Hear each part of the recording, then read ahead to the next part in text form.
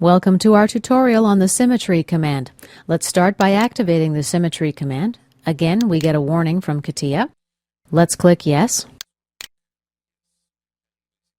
Basically, we've got a single field here called Reference. We can select axes, lines, planes, faces, planar surfaces, etc. And if you right-click, you'll see a number of options to choose from also. Select the X-axis, and let's preview. When I click OK, the solid moves right here. Let's double-click the Symmetry. Now we'll select this edge. Here's our preview. And click OK. Our solid moves again. By the way, the axis which appears right here, CATIA created this axis automatically when I selected the X-axis. This red sign here, you can't do anything with this type of geometry. It's not linked geometry. We're going to be reviewing this concept later on in this course. Let's continue exploring the Symmetry command. We'll double-click on our Symmetry feature. Let's right-click, Create Point. Let's click on the YZ axis.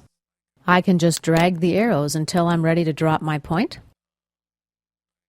Click OK, and our part moves again. Let's right-click and delete this feature. We're asked if we want to delete aggregated elements.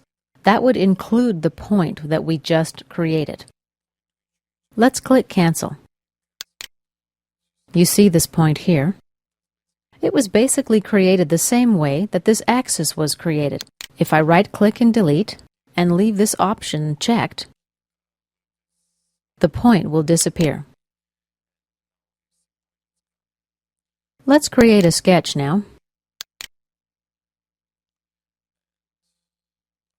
I'm going to create an axis right here. Exit the sketch and activate the Symmetry command again. Click Yes. The axis was pre-selected, and we have a preview of the Symmetry here. Click OK. Our part moves.